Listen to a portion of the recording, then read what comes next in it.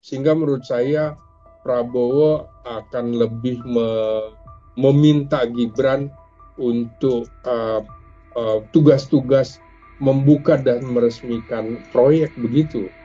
Itu mestinya bukan tugas dari pemimpin nasional. Jadi Prabowo ya sekaligus juga mengembalikan Gibran seperti bapaknya yang senang bermain-main di bawah begitu.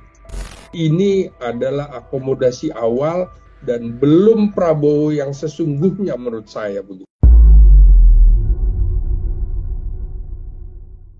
Halo Tribuners, Tribunnews on Focus. Kembali membersamai Anda hari ini bersama dengan saya Nila Irda.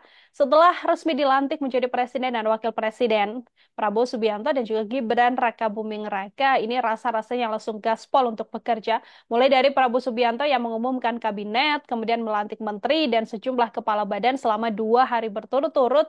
Wakil Presiden kita Gibran Rakabuming Raka juga tampak langsung bekerja, menjamu tamu luar negeri hingga sudah terlihat belusukan ke sejumlah titik dan dibagikan ke media sosial. Lalu melihat bagaimana kemudian gaya kepemimpinan Prabowo Gibran dan seperti apa nantinya pembagian tugas Presiden dan Wakil Presiden kita hari ini sudah tersambung melalui sambungan Zoom bersama dengan saya. Kita akan berdiskusi bersama dengan pengamat politik dari Universitas Nasional. Ada Bung Slamet Ginting. Bung Ginting, selamat sore. Terima kasih banyak sudah bergabung. Selamat sore, Ya, Nila. terima kasih menyempatkan waktunya Bung Ginting. Salam sehat, semoga kemudian kita punya waktu berdiskusi ini. Terima kasih banyak Bung Ginting. Kita melihat bagaimana sejak tanggal 20 ya Bung ya. Ini Ya, kan dilantik begitu. Lalu kemudian ada pelantikan juga untuk menteri diumumkan sampai yang terbaru mungkin besok akan ada. Bahkan sore ini sudah ada rapat kabinet perdana begitu. Kalau melihat pemerintahan Prabowo Gibran yang rasa-rasanya langsung sat-set bekerja. Apakah Bung Gini juga melihat hal yang sama, Bung? ya, saya kira memang seperti itu, tapi di awal tidak pernah ada pengumuman dari Presiden Prabowo apa yang diberikan, kewenangan apa yang diberikan Presiden kepada Wakil Presiden. Tentu Ya. kita harus melihat dulu secara konstitusi ya. Jadi tugas dan wewenang Wakil Presiden itu sangat tergantung pada keinginan Presiden dan kinerja Wakil Presiden juga tergantung pada kemampuan dan kemauan pribadi yang bersangkutan, Hmm. bukan karena aturan yang baku. Jadi kalau menurut Undang-Undang Dasar 1945 pasal 8 ayat 2 itu kan dinyatakan hanya dinyatakan jika presiden mangkat, berhenti, diberhentikan atau tidak dapat melakukan kewajibannya dalam masa jabatannya, ia dapat digantikan oleh wakil presiden sampai habis masa jabatannya. Nah, hal itu tentunya juga menjadi menarik ya dalam perjalanan sejarah Indonesia kan juga tidak ada pertanggungjawaban wakil presiden itu tidak pernah ada, Hmm. baik itu kepada presiden maupun kepada Majelis Permusyawaratan Rakyat. Jadi sangat tergantung juga bagaimana presiden memberikan tugas kepada wakil presiden karena posisinya sebagai pembantu presiden. Jadi menurut saya hubungan presiden dengan wakil presiden ini antara Prabowo dengan Gibran ini hubungan yang tidak setara. Jadi Hmm. menurut saya uh, tentu saja Prabowo Subianto juga akan lebih menempatkan Gibran sebagai ban serep. Nah, ban serep ini apakah akan digunakan atau tidak ya sangat tergantung juga kepada Presiden terpilih Prabowo Subianto.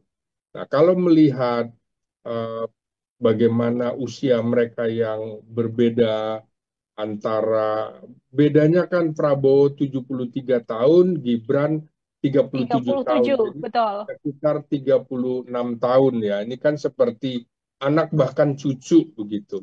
Ya, pengalamannya jauh. Sehingga menurut saya Prabowo akan lebih meminta Gibran untuk tugas-tugas membuka dan meresmikan proyek begitu. Uh, Mhm. Ila. Oke, untuk membuka dan meresmikan proyek artinya lebih ke tugas-tugas yang bersifat seremonial seperti itu ya, Bung Persis. Ginting ya, yang Iya, mungkin iya, tidak selalu harus dihadiri langsung oleh Presiden Prabowo Subianto. Ini kan kalau kita amati Bung Ginting setelah dilantik kan, yang justru terlihat sudah langsung turun ke lapangan kan Mas Gibran begitu ya, kan kita betul. bisa memantau di sosial medianya Mas Gibran tiba-tiba Iya. sudah tampak meninjau program makan siang, kemudian meninjau proyek. Kalau Bung Ginting mengamatinya seperti apa? Apakah ini juga bagian dari tugas Prabowo Subianto yang mungkin Prabowo sedang sibuk untuk urusan istana, begitu lalu dilimpahkan, ya sudah Mas Gibran saja yang berangkat. Ya, betul. Jadi Prabowo bertugas untuk hal-hal yang strategis. Gibran sebagai wakil presiden hanya yang sifatnya uh, taktis atau hanya teknis belaka begitu ya. Jadi Mhm.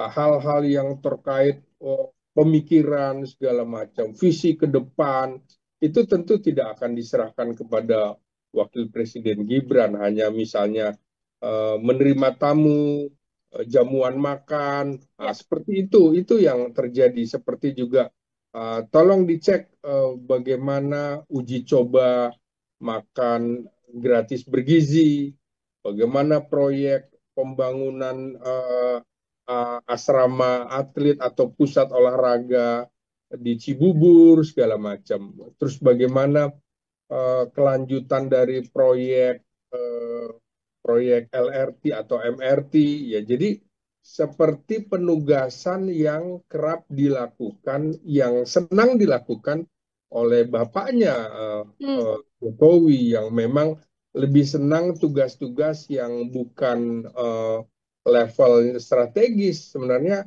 level-level itu hanya untuk tingkat lurah tapi dikerjakan oleh Jokowi, misalnya masuk ke gorong-gorong, kemudian gunting pita atau melihat hal-hal yang kecil-kecil yang itu mestinya bukan tugas dari pemimpin nasional. Jadi Prabowo ya sekaligus juga mengembalikan Gibran seperti bapaknya yang senang Hmm. bermain-main di bawah begitu.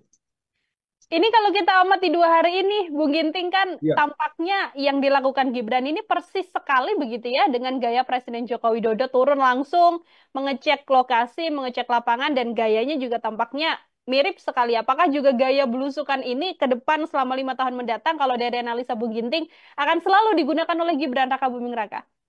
ya betul. Jokowi adalah tipikal presiden kita yang tampil dengan gaya populisnya, dengan gaya mengandalkan media sosialnya. Tapi kan itu di dunia maya, di awang-awang. Hasilnya dalam 10 tahun terakhir kan juga bagaimana indeks demokrasi kita semakin buruk di tangan Presiden Jokowi, Hmm. jauh lebih buruk dibandingkan dengan SB yang figurnya berasal dari militer. Kemudian indeks korupsi, indeks demokrasi itu juga kan tidak tercapai. Artinya dua bidang itu juga gagal. Selain itu, salah satu catatan penting bagaimana lapangan pekerjaan yang dijanjikan itu kan tidak ada. Rakyat sekarang kesulitan mencari lapangan pekerjaan, juga sulitnya kebutuhan hidup untuk dicapai. Sehingga menurut saya rakyat semakin berpikir realistis begitu ya. Tapi kalau kehadiran Gibran memang tujuannya sekaligus untuk mengangkat kaum milenial atau Gen Z yang memang suka anak muda. Tapi jangan lupa ya, sekarang itu tingkat pengenalan Prabowo Subianto itu sudah sampai 90% lebih dan Gen Z dan juga generasi milenial suka dengan cara-cara Prabowo Subianto yang bukan orang yang tiba-tiba jatuh dari langit seperti Gibran kan dianggap orang yang tiba-tiba jatuh dari langit tiba-tiba menjadi pemimpin. Jadi generasi sekarang juga harus dibuka matanya Hmm. bukan hanya memilih pemimpin yang populis seperti Jokowi yang nyatanya 4 raportnya itu merah di dalam pemberantasan korupsi, indeks demokrasi, juga lapangan pekerjaan yang dijanjikan tidak tercapai, lalu juga kesulitan eh, biaya hidup, bahkan 65 janji itu kan tidak bisa ditepati. Jadi Hmm. lagi-lagi sebenarnya Prabowo sedang membuat strategi cantik dalam pembagian tugas ini, begitu. Oke. Artinya seperti apa sih Bu Ginting melihatnya kalau dari analisa Bu Ginting?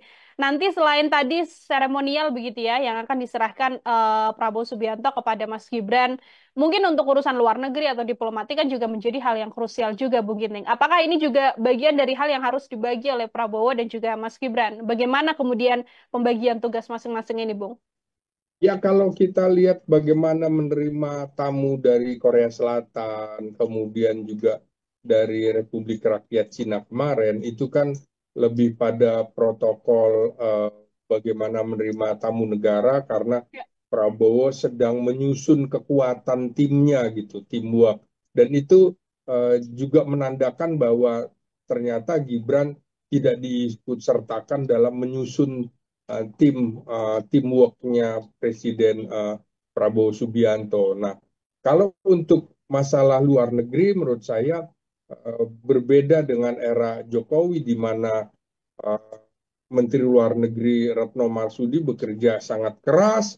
Menurut saya justru di era Prabowo, Prabowo akan mengambil alih itu. Hmm. Dia akan lebih banyak bermain di level-level internasional karena hubungan internasionalnya sangat bagus, diplomasinya juga sudah melanglang buana kemana-mana sejak dia remaja dan juga sejak menjadi perwira muda. Jadi menurut saya Prabowo ingin tampil secara elegan, bahkan punya keinginan menyamai pribadi Presiden Soekarno pada saat Indonesia menghadapi situasi dilematis perang dingin antara blok Barat, blok Timur begitu.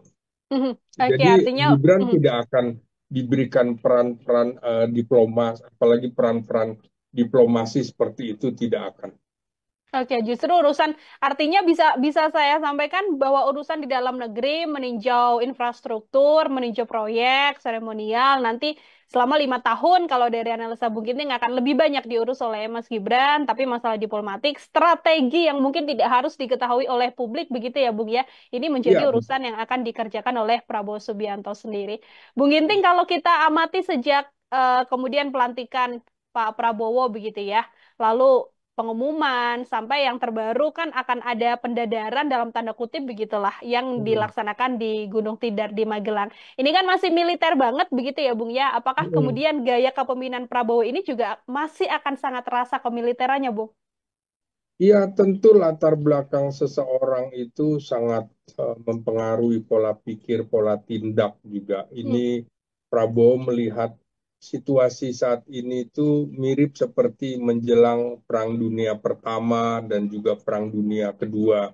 Karena itu para menteri, wakil menteri, kepala badan dan lembaga setingkat menteri itu harus dikumpulkan dalam satu wadah supaya mereka mempunyai satu visi dan misi, dan tentu frekuensi dan gelombangnya mesti sama-sama karena di dalam kabinet itu ternyata kan bukan semuanya second kabinet, tapi Ya. juga banyak juga politik akomodasi, mengakomodasi eh, kepentingan-kepentingan partai politik yang mendukung Prabowo Subianto, begitu juga para tim pemenangannya yang juga diakomodasi. Nah, ini harus disatukan terutama melalui disiplin ya, karena uh, militer kan identik dengan disiplin, sehingga menurut saya Prabowo ingin menunjukkan bahwa uh, di dalam tugas seperti di militer itu kalau tidak sanggup lebih baik mati di dalam medan penugasan daripada gagal di dalam latihan atau dalam penugasan yang tahap-tahapnya masih ringan tapi tidak mampu dijalani dengan baik, maka sebenarnya Prabowo memberikan pesan bahwa Hmm. saya akan segera mengambil kebijakan yang tegas seperti di militer. Anda kalau tidak sanggup dalam tempo 100 hari atau satu semester, maka Anda akan saya penggal. Jadi akomodasi sudah saya berikan kepada partai politik, kepada tim hore atau tim pemenangan, tapi tentu ada waktunya karena kita akan mengejar ketertinggalan kita dari nomor 16 dunia secara ekonomi. Prabowo kan bercita-cita pada 2045 ini kita masuk dalam 4 besar ekonomi dunia Ya. bersama negara dengan jumlah penduduk besar seperti kita, yaitu Cina, India, Amerika. Jadi Indonesia ada di situ. Sehingga ini harus lari cepat dan tentu yang seperti dikemukakan di awal di awal pidatonya selalu bicara bocor-bocor, artinya Prabowo tidak akan memberikan toleransi kepada anggota kabinetnya yang melakukan korupsi akan dipenggal seketika itu juga. Mhm. Kira-kira seperti itu Mhm. pesan dari retret dikumpulkan di Akademi Militer Magelang itu. Hmm, ada penegasan bahwa harus bekerja dengan ekstra begitu ya, Bung Ginting ya, untuk mencapai target besar yang juga diinginkan oleh Prabowo Subianto. Artinya dalam 5 tahun mendatang akan sedikit sekali, Bung Ginting, kita melihat bagaimana presiden kita layaknya Presiden Joko Widodo yang bisa turun ke lapangan, belusukan, bisa mampir untuk makan ke tempat ini, ke tempat ini. Apakah itu juga akan menjadi situasi yang jarang dilakukan oleh Prabowo, Bung? Pasti tidak akan dilakukan Prabowo. Kalau yang seperti itu, tugas-tugas itu mungkin akan diberikan kepada Gibran. Jadi Prabowo lebih berpikir yang strategis lah, bukan hal-hal teknis yang tetek bengek seperti itu. Jadi Prabowo juga tidak ingin tampil sebagai presiden yang sekedar populis, tapi kerja nyatanya tidak ada. Jadi dengan cara seperti ini saja yang dia sudah bangun, kalau kita lihat buka lembaga survei, tingkat kesukaan terhadap Prabowo juga sudah sangat tinggi sampai 70 ya sekarang. Bahkan kalau kita lihat juga tingkat kepercayaan publik terhadap kelembagaan itu kelembagaan presiden dan TNI paling tinggi. Sehingga Prabowo ini menurut saya sangat populer sekali dan tidak perlu lagi menjalankan tugas-tugas populis seperti model Jokowi. Mhm. Prabowo akan bekerja keras untuk mengejar terutama pertumbuhan ekonomi yang dicita-citakan 8% itu yang sejak awal kata Jokowi akan meroket begitu, ternyata nyungsep itu yang menjadi PR keras bagi Prabowo. Karena itu salah satu jalannya adalah perbaikan demokrasi, karena kalau Ya. demokrasi itu tidak berjalan dengan baik, maka tidak ada kontrol, termasuk kontrol terhadap ekonomi dan juga tingkat korupsi yang belum juga mampu dibenahi oleh Presiden Jokowi begitu. Hmm, oke, baik. Ini ada PR besar yang diberikan Prabowo Subianto kepada sejumlah menteri, termasuk kementerian-kementerian yang juga dilepaskan atau dipisah begitu ya, Bu Ginting ya. Ya. Terakhir dari saya, Bung, kalau tadi ada kepercayaan publik yang begitu besar dari terhadap Prabowo Subianto, tapi kan pasti di pemerintahan ada kendala atau mungkin hal yang juga menjadi tantangan terbesarnya, begitu ya, di tengah banyaknya kementerian atau banyaknya orang yang harus bekerja sama dengan Prabowo. Kalau menurut Bung Kiting sendiri, tantangan terbesar apa yang kemudian dihadapi oleh Prabowo Subianto ini sebagai pemimpin tertinggi negeri ini, Bung? Ya, tentu tantangan yang pertama-tama dihadapi apakah orang-orang yang betul-betul dipilih dalam kabinet ini adalah orang-orang yang kompeten gitu ya.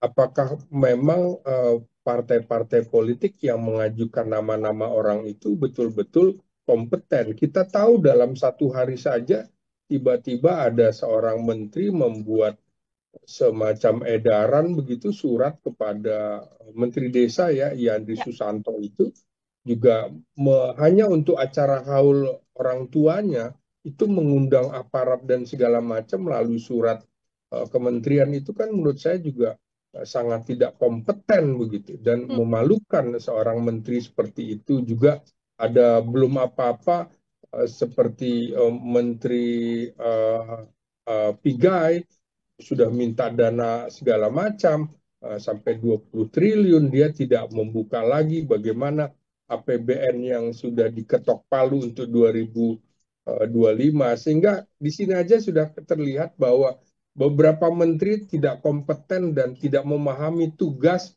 sehingga memang layak dikumpulkan di Magelang untuk digembleng kalau perlu dijewer begitu ya, supaya Indonesia tidak lagi tertinggal dari negara-negara terutama yang punya penduduk besar. Jadi tantangan pertama adalah bagaimana Prabowo itu mampu memimpin orkestra politik di dalam kabinetnya antara tim second kabinet dan tim akomodasi dari partai politik. Kalau Prabowo tidak mampu mengelola dinamika politik ini dengan sangat baik, maka ini juga akan menjadi beban bagi Prabowo, terutama 100 harinya tidak akan tercapai. Karena itu Prabowo harus tegas kepada menteri-menterinya, kalau tidak sanggup, ya silahkan mundur daripada saya pecat. Saya kira kita perlu kepemimpinan tegas seperti itu, karena saya tadinya berharap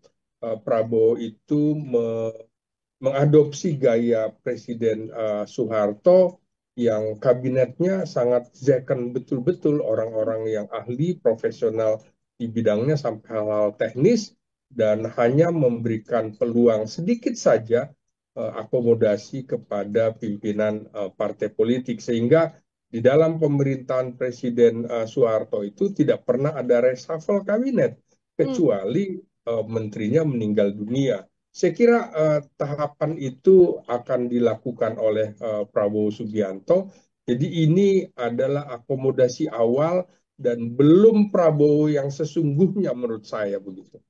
Oke, belum Prabowo yang sesungguhnya dan nantinya 100 hari ya Bung ya, mungkin ya kita Ya, bisa melihat bagaimana kemudian nantinya evaluasi yang akan diberikan oleh Presiden Prabowo terhadap lebih dari 110 menteri atau mungkin kepala badan yang kemudian membantu Prabowo Subianto untuk 5 tahun mendatang ini. Kalau misalnya nanti ada yang salah atau ada yang cacat, sudah bisa kita pastikan nanti pasti akan diganti oleh Prabowo Subianto, Bung. saya harapkan begitu karena birokrasi yang gendut begitu Hmm. kan juga tidak efektif, kemudian juga harus mengakomodasi kepentingan-kepentingan yang terlalu banyak. Padahal Prabowo sebagai orang dengan latar belakang militer, biasanya birokrasi militer itu ramping karena Ya. kecil, spesial untuk keberhasilan dalam tugas. Jadi makanya saya bilang ini belum Prabowo yang Ya. sesungguhnya. Memang kabinet ini masih kalau kata yang berkembang di luaran ini kabinet Wowo rasa wiwi begitu ya. Jadi masih ada rasa rasa Jokowi karena separuh dari menteri Jokowi masuk di dalam Hmm. pemerintahan kabinet Prabowo Subianto. Jadi inilah strategi politik Prabowo yang saya harapkan juga harus mampu meninggalkan dari bayang-bayang Presiden Jokowi jika ingin berhasil dalam tugasnya sebagai presiden kali ini. Oke, baik. Kita akan nantikan sama-sama Bung Ginting dan kita akan nilai juga nanti setelah 100 hari masa kepemimpinan Prabowo Subianto dan juga timnya yang akan membantu di pemerintahan. Bung Ginting, terima kasih banyak untuk kesempatannya berdiskusi luar biasa sekali hari ini. Semoga di lain kesempatan ada waktu kembali untuk berdiskusi. Bung Ginting, selamat sore dan selamat beraktivitas kembali, Bung Ginting. Baik, terima kasih Nila. Yuk.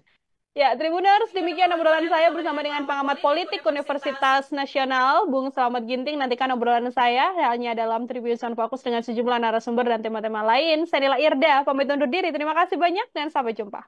Download Tribun X sekarang. Menghadirkan lokal menjadi Indonesia.